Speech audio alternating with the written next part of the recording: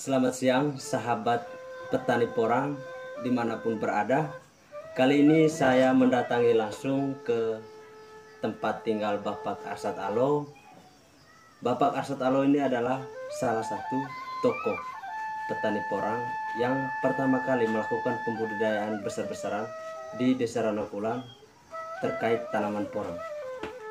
Maka dari itu ketika kami melihat bahwa usaha yang telah dilakukan oleh beliau ini sangat terinspirasi bagi banyak orang, sehingga saya penasaran bagaimana pengalaman dari beliau, biar kita saling membagi pengetahuan yang sudah dimiliki oleh Bapak Arsad ini.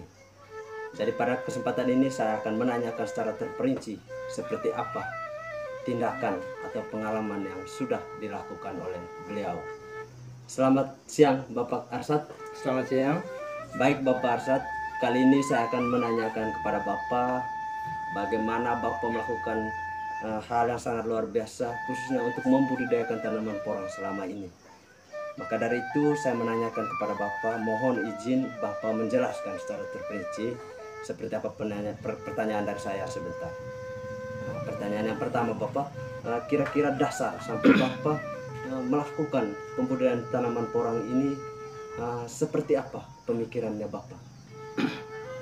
Jadi ya jujur saja bagi saya tanaman porang adalah anak tangga kesempatan untuk membawa sebuah perubahan.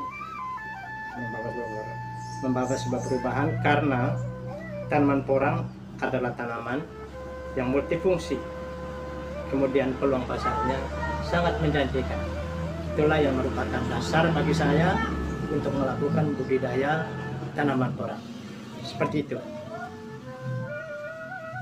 Baik Bapak, berarti dasar pemikirannya Bapak sehingga melakukan pembudidayaan porang selama ini itu karena memikirkan bahwa tanaman porang ini adalah tanaman yang multiguna fungsinya, ya Bapak ya? Betul. Nah, baik, selama Bapak budidaya tanaman porang, apakah ada kendala yang ditemukan oleh Bapak?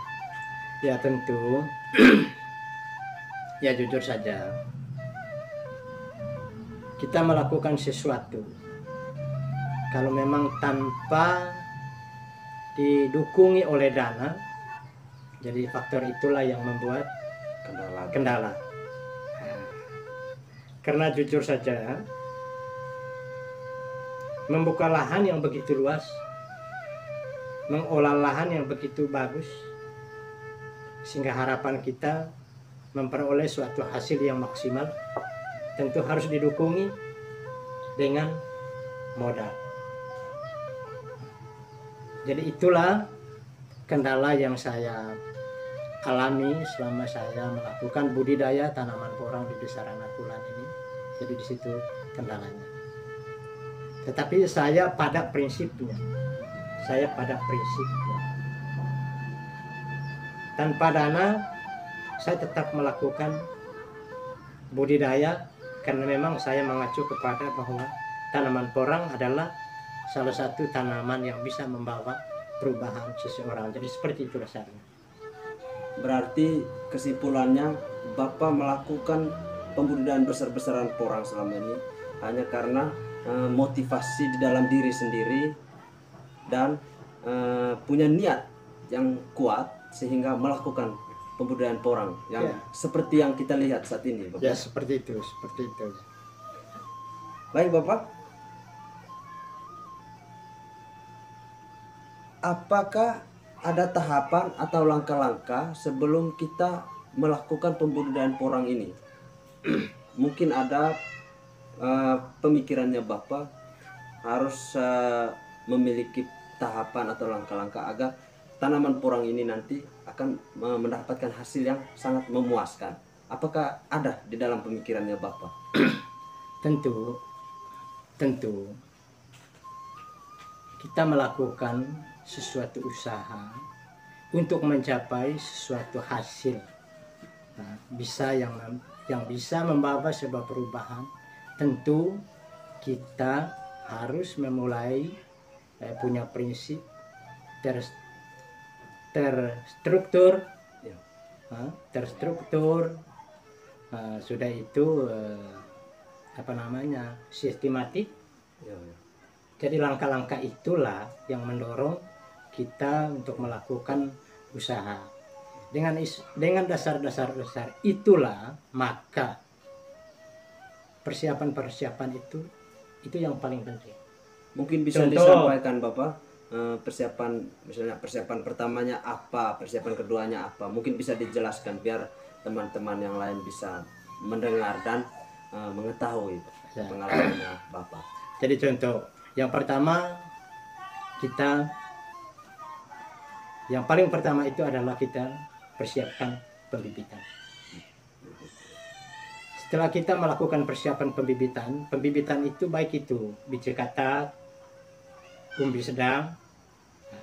Setelah kita sudah siapkan semuanya itu, berarti kita persiapkan lahan.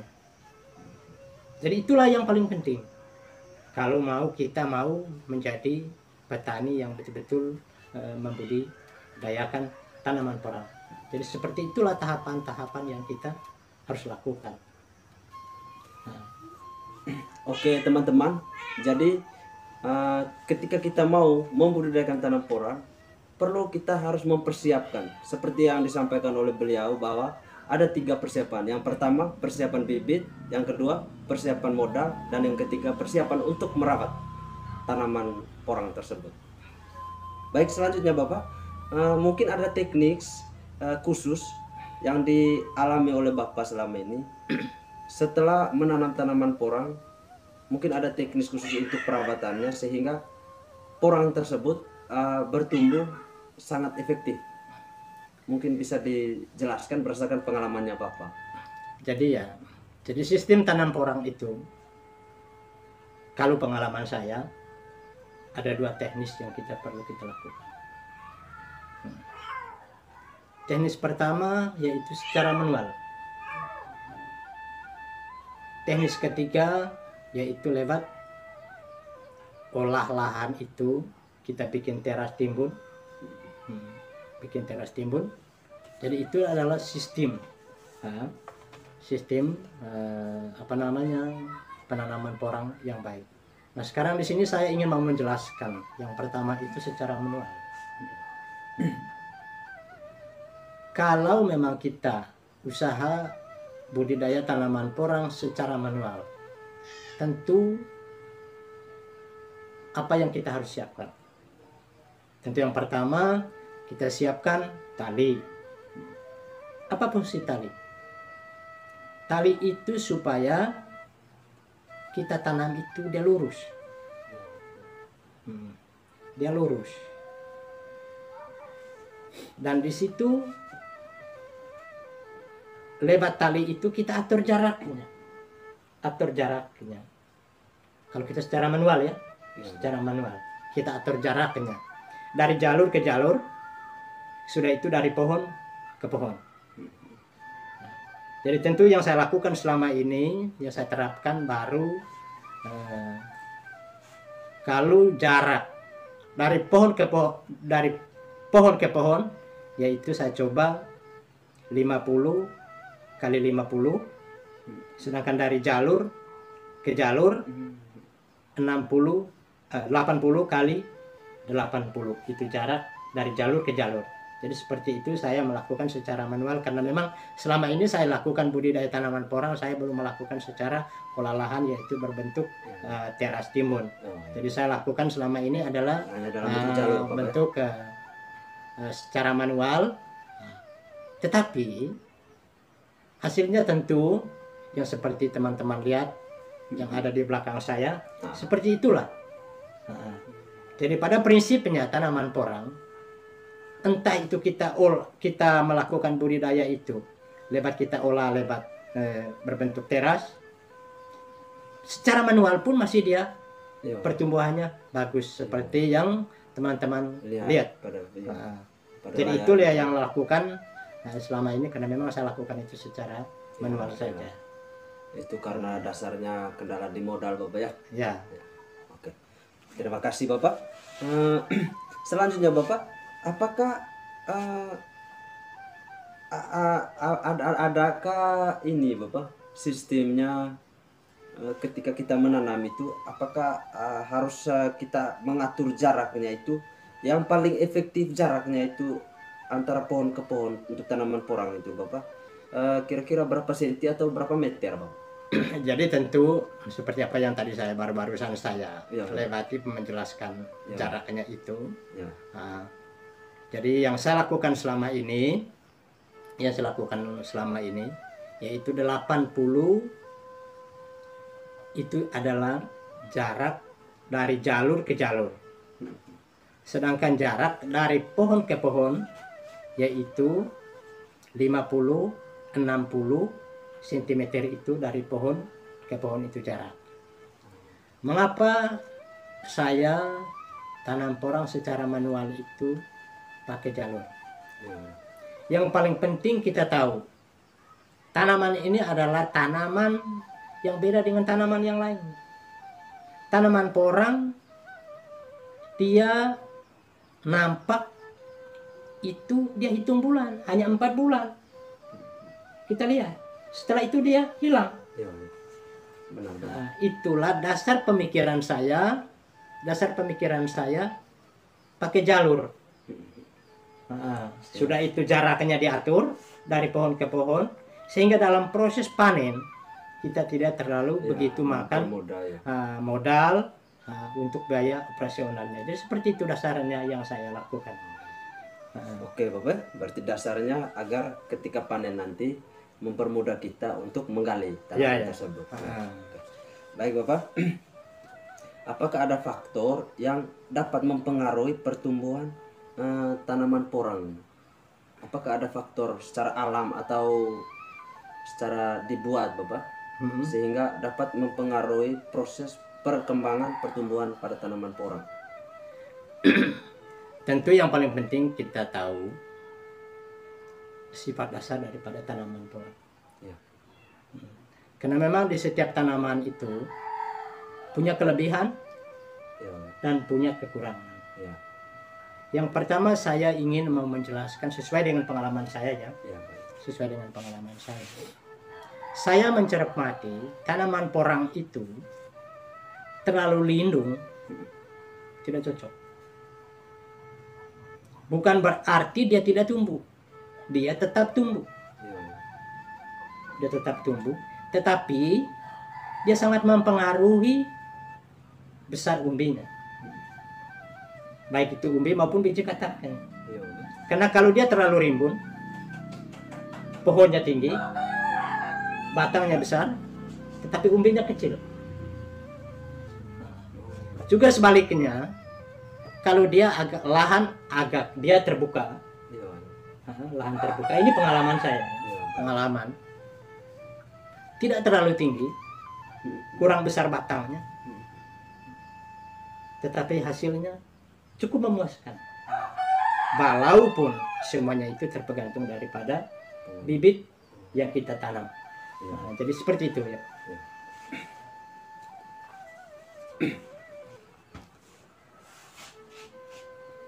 Apakah ada perbedaan tanaman porang ini dengan tanaman komoditi pertanian yang lain, khususnya di ini Bapak, di bagian ketika kita ketika saat kita panen pada tanaman ini, apakah ada perbedaan? Apakah tanaman porang lebih mudah daripada seperti kopi, coklat atau tanaman-tanaman yang lain? Ya, baik. Kalau saya mencermati, perbedaan itu yang paling menonjol itu antara tanaman porang dengan tanaman selain porang. Jadi tanaman selain porang dia tergantung faktor cuaca. Contoh kopi, curah hujannya bagus, berarti hasilnya juga bagus. Tapi ketika curah hujannya rendah, kalau posisi di daerah yang sedang ya, maka hasilnya juga minus hasilnya. Tetapi kalau porang, dia tidak berbicara soal cuaca. Intinya dia pada musim saat tumbuh dia tumbuh, Bob, ya? Jadi dia itu hanya tergantung daripada faktor suhu saja. Lebih cocok dan kurang cocok.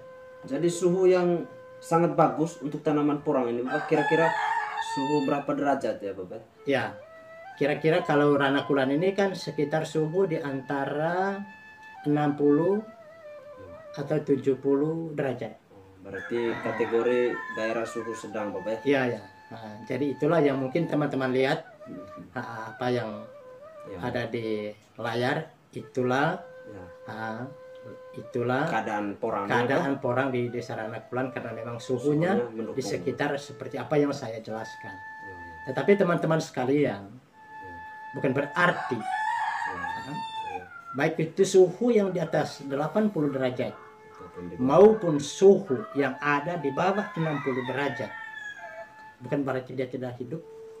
Tetap dia hidup, tetapi itu prosesnya cukup lama dan hasilnya juga tidak maksimal. Ini menurut pengalaman saya. Jadi seperti itu ya.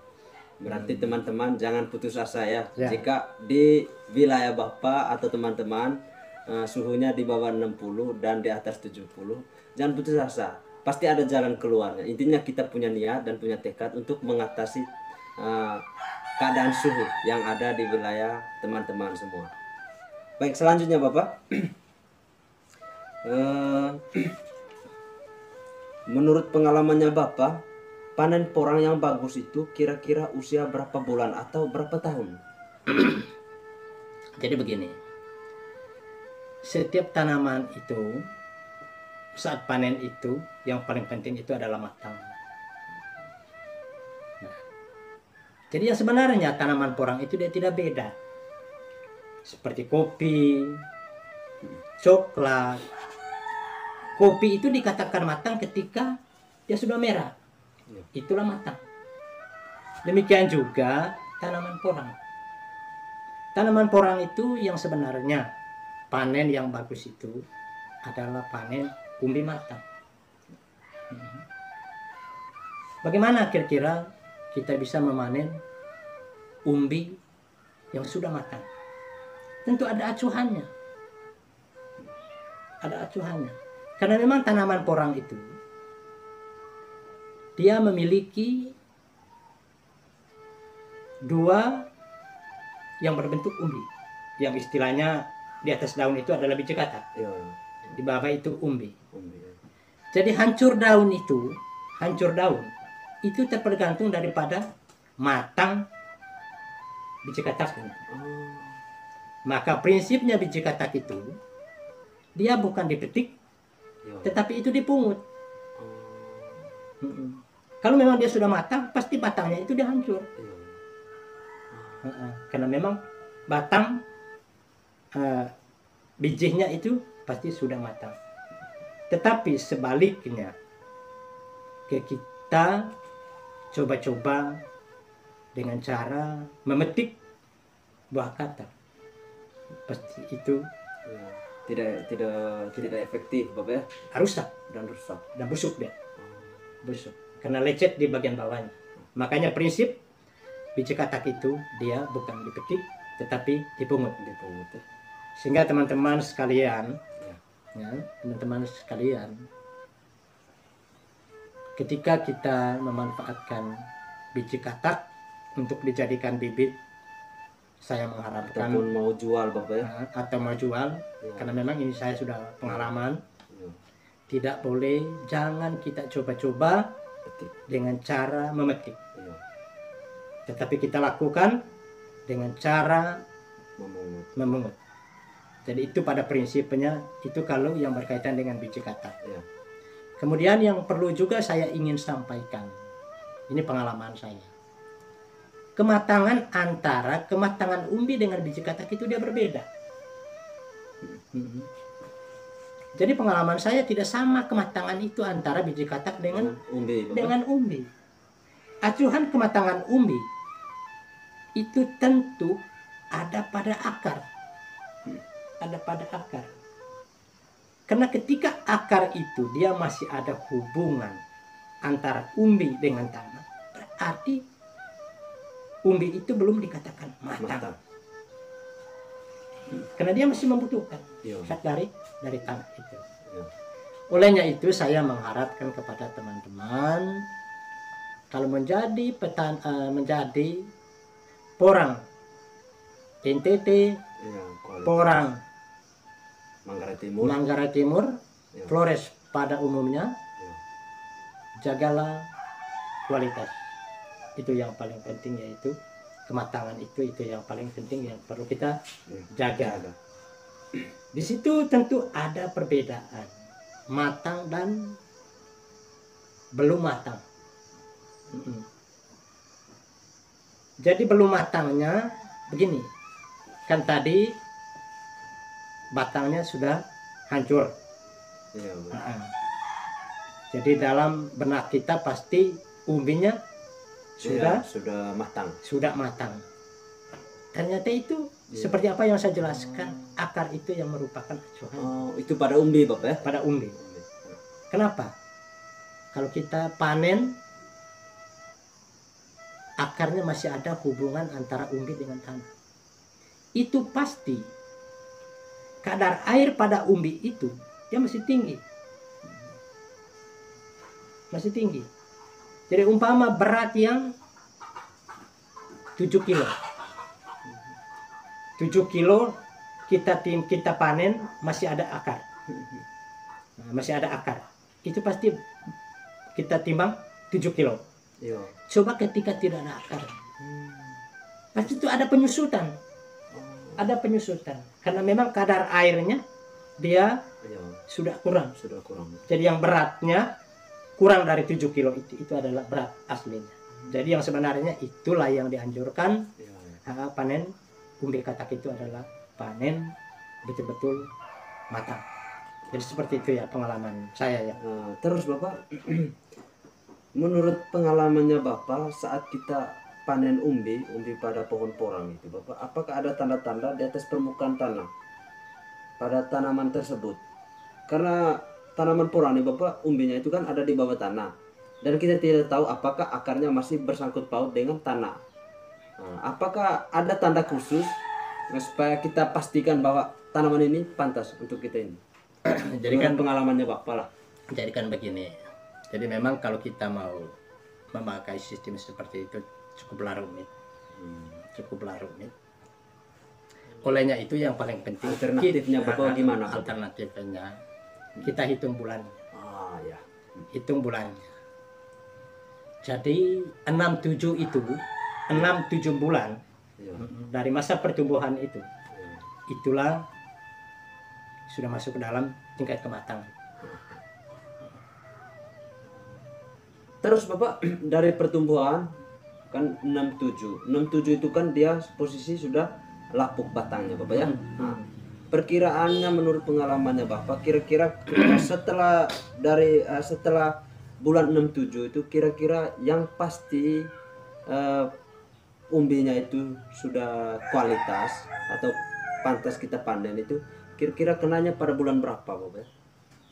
Ya itu tadi seperti apa yang saya jelaskan itu 6-7 ke atas itu. Karena dia tumbuh lagi itu dia sekitar di bulan September, Oktober itu tergantung daripada curah hujan. Tetapi September, Oktober itu ke atas itu adalah masa-masa pertumbuhan untuk tahun berikutnya. Jadi seperti itu. Oke. Bapak terima kasih banyak Bapak sudah begitu sungguh luar biasa menjelaskan secara terperinci sejak awal menanam tanaman porang sampai pada panen tanaman porang ini. Mungkin ada pesan khusus kepada para petani atau kepada saudara-saudara kita yang ada di luar sana atau kepada pemerintah daerah kita. Mungkin ada pesan dari Bapak biar mereka tahu. Silakan Bapak menyampaikan. Baik, terima kasih kepada teman-teman saya, lebih khusus teman yang menanam yang melakukan budidaya tanaman porang. Ada dua hal yang saya perlu ingin sampaikan kepada teman-teman sekalian. Yang pertama, kita ketahui tanaman porang adalah tanaman yang sifat panennya bukan buahnya, tetapi umbinya. Yang dijual itu adalah umbinya. Sedangkan buahnya itu adalah bibit. Nah, ketika kita salah kita melangkah, berarti harapan seperti apa yang saya jelaskan dari awal tadi, pasti itu akan pudar. Karena begini dasarnya, mengapa saya katakan demikian teman-teman? Begitu di dalam satu lokasi kita panen, berarti itu membutuhkan bibit. Ketika kita jual umbi, jual biji katakannya, berarti lahan itu jadi kosong. Nah, oleh sebab itu saya mengharapkan kepada teman-teman perlu ingat kalau biji katakannya dijual, tolong sisihkan untuk bibit pembibitan tahun berikutnya. Kemudian yang kedua, juga saya ingin sampaikan kepada teman-teman lebih khusus petani porang. Tidak boleh harus kita memakai pupuk kimia. Karena memang untuk sementara porang kita belum ada unsur zat kimia.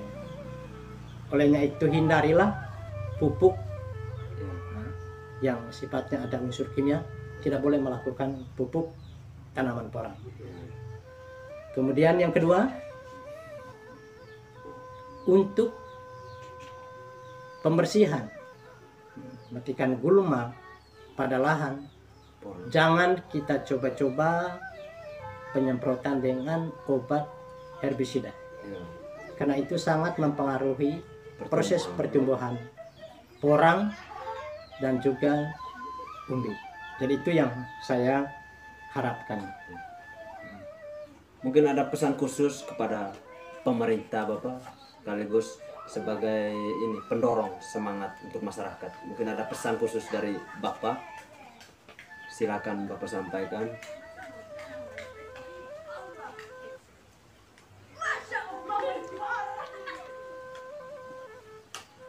Terima kasih. Ada sebuah pesan dan harapan saya kepada pemerintah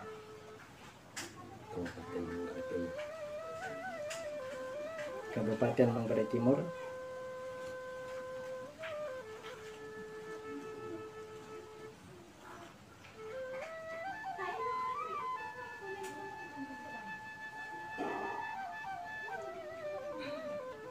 tentu yang pertama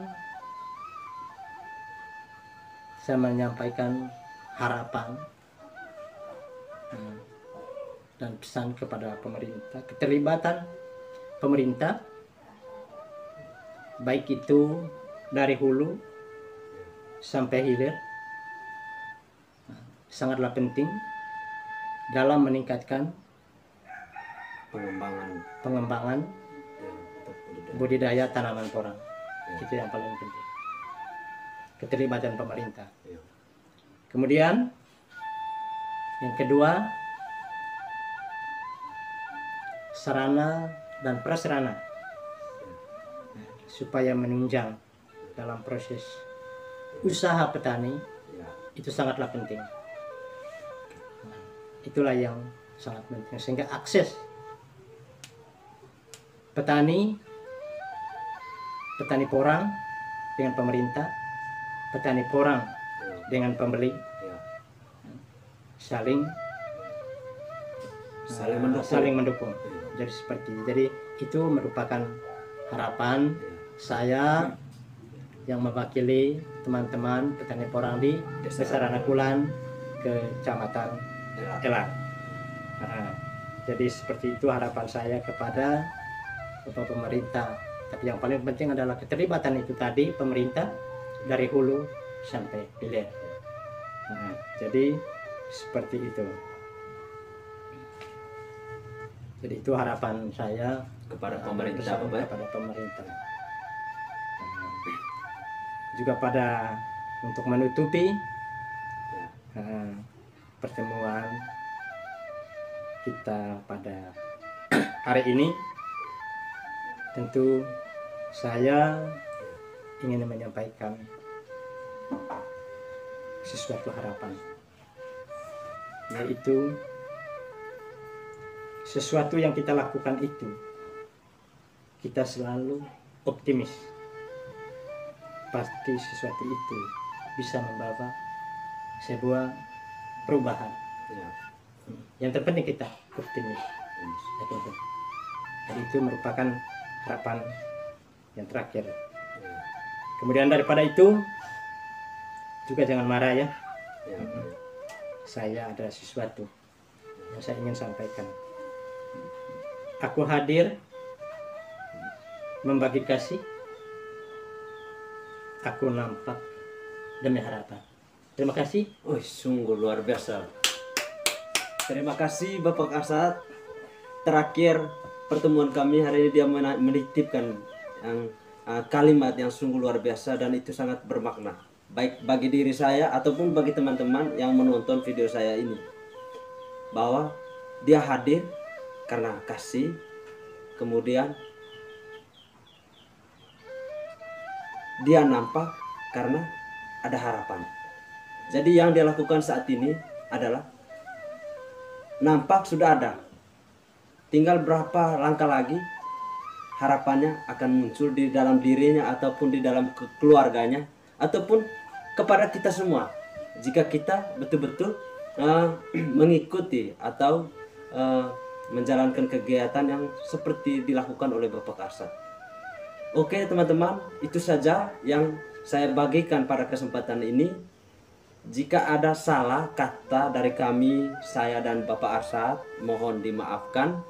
Dan dari saya jangan lupa mohon dukung channel ini agar kita selalu membagi pengetahuan atau pengalaman khususnya di dunia pertanian porang. Mohon dukung channel ini dengan cara like, komen, share, dan subscribe agar teman-teman dapat mendapatkan video baru nanti apabila saya mengupload lagi. Sekian dan terima kasih.